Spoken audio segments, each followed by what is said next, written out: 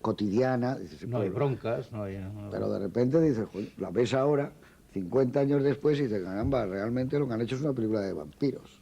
Claro, pero es que eso es el que a una persona la posteridad le hace que el tiro le salga por la culata. La intención en el año 40 es decir, esto es la vida, esto es la felicidad, así deberían de ser todos los pueblos y deberíamos de ser todos nosotros.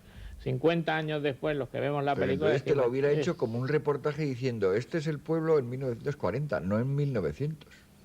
O 1901, que es los 1901, primeros sí. hechos que cuentan. Sí, claro, es que... Y luego te dice, como ya ocurrió después, en el 13 pasó no sé qué, y en el no sé cuántos pasó no sé cuánto. Claro, es que más y a mi luego ya favor. vuelve 12 años después. Y claro, es que ese es un elemento que estaba volviendo a su cumpleaños de los 16 años. Un cumpleaños de 16 años que tampoco parece ser muy feliz de cumplir 16 años, que todavía creo que es una edad que se cumple con ilusión. Claro, es que eso abunda en lo que yo estoy diciendo, porque es una película del año 40 con una especie de remember anterior, es decir, con añoranzas a años anteriores, con Claro, lo pero cual es el la hace factor más lejana retrospectivo. todavía a nuestra sensibilidad. Pero hay una tristeza en las imágenes ahora, que por ejemplo, si tú le metes en la música en vez de Aaron Copland, Rachmaninoff, parece aquella película que hizo Clifford Odets de Un corazón en peligro. Tiene esa misma tristeza que tenía el personaje de Ethel Barrymore, del propio Cary Grant, probablemente porque están en guerra. Y eso se ha cogido. Yo creo que el cine tiene algo especial. El tiempo a veces te echa una mano y una película se hace de una manera, pasan los años y esa película empieza a salir otra lectura, otra interpretación, y eso es asombroso. Pasa con pocas películas, pero esta tiene eso. Esta es una película que en teoría en nuestra ciudad dice, ah, qué bonito, sí, nuestra ciudad, claro, era la historia de Thornton Williams, la vida de una pequeña comunidad. Dice, no, la ves ahora y es una película distinta. Bueno, es que lo del entierro ese, es que la película se va tiñendo de negro. Según va caminando y se va acercando... Y visualmente es sumamente sombrío. Lo de los paraguas es tremendo, ¿no? Eso tiene mucho que ver con Murnau también. Completamente. Los proyectores pegando a la lluvia para que el brillo, parece charol. Aquello de Eso los parece los juegos de paraguas del atentado que hay en el enviado especial de Hitchcock.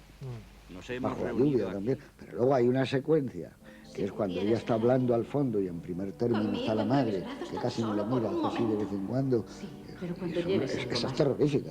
Esa secuencia es absolutamente terrorífica. Esa es de cine de terror. No te digo nada, la modernidad de las escenas que tiene la cocina con ella inundada, con esa luz blanca que parece la luz que entra por las ventanales de Ordet, y ella está hablando y la angustia que produce, que está su padre, que está la madre. Esa es una secuencia. No, la modernidad de la puesta en escena yo quisiera hacer hincapié sobre eso.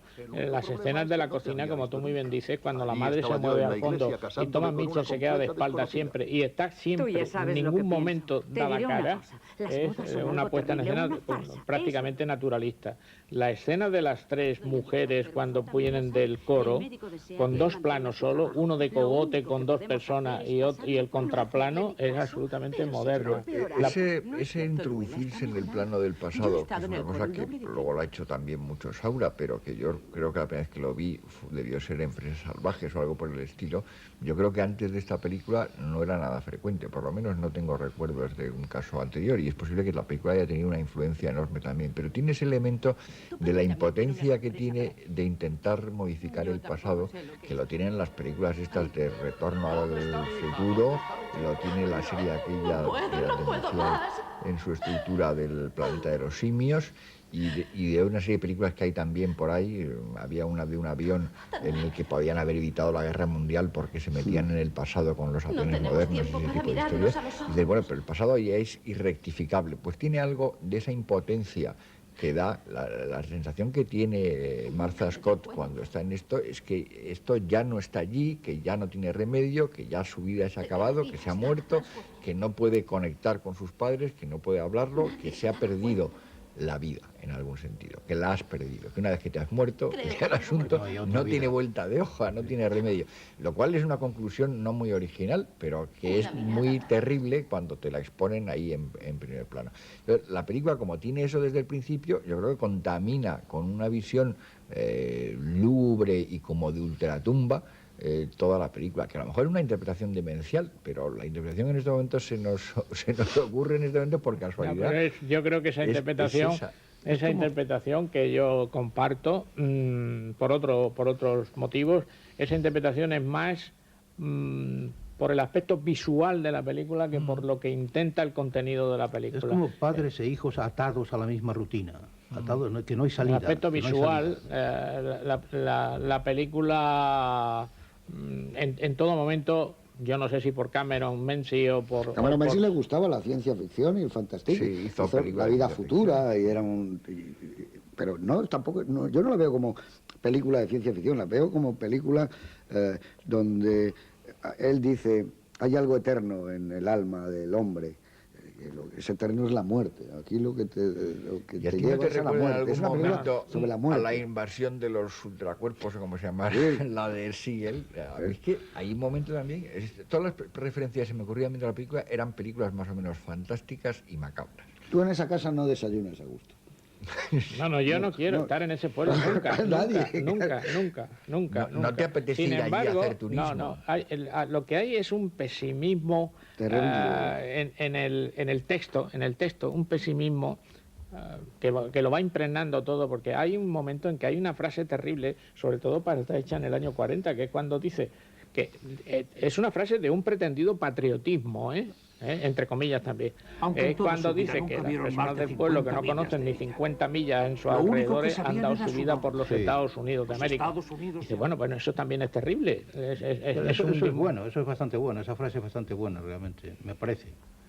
Pero por ejemplo en el Mr. Webb cuando está hablando con el que va a ser luego su hijo, con George, también parece que está definiendo una felicidad obligatoria, es decir, parece que él ha sido obligatoriamente feliz, de alguna manera, es decir, que la felicidad le ha venido por el simple hecho de estar casado y de tener hijos, y se acabó la historia.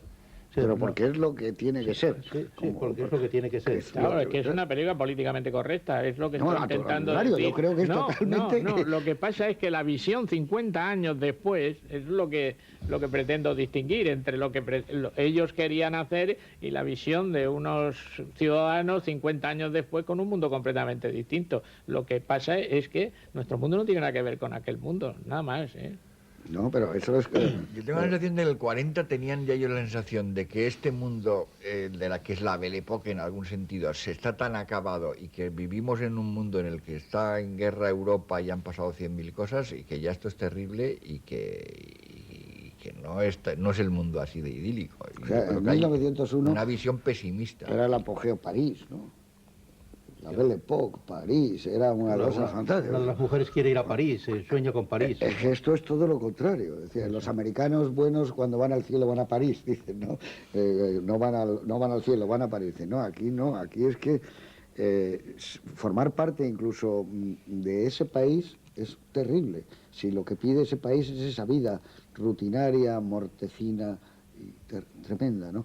Tú dices, eso es la lectura que damos ahora. Y dices, bueno, claro, también puede haber una escultura que hace 40 o 50 o 200 años era de una manera y no se veía y ahora se ve de otra. Pero yo creo que también eso es la grandeza que puede tener el cine, que puede superar el tiempo que se produce la obra y lanzarse hacia un futuro de interpretación completamente distinto, ¿no? Entonces tú puedes ver Marienbad y de repente ves esto y dices, pues resulta que estaba hecho Marienbad antes, que estos son los personajes de Marienbad en un lugar, este no es un balneario, pero es el Grover's Corner, donde no salen nunca, donde están como muertos, donde hacen ese tipo de no sé, allí jugaban con unos palillos, pero nunca sabía si estaban vivos o muertos, ¿te acuerdas? Iban vestidos casi como vampiros, con aquellos smokings en Marienbad. Dice, bueno, pues a lo mejor ahora ves Marienbad y está más cerca de ser una película musical que de ser una película...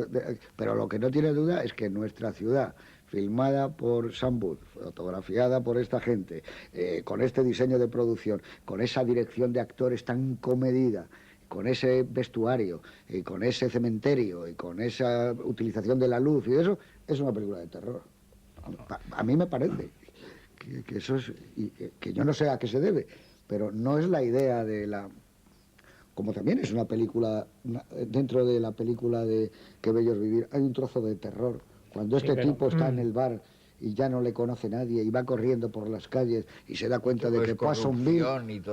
Pero yo creo que eso sucede porque afortunadamente las ideas de la película son completamente caducas, han cambiado por completo la mentalidad de la gente y la gente piensa de una manera y vive en un mundo completamente distinto al de aquellos años. A mí me parece que afortunadamente, pero no por otra razón.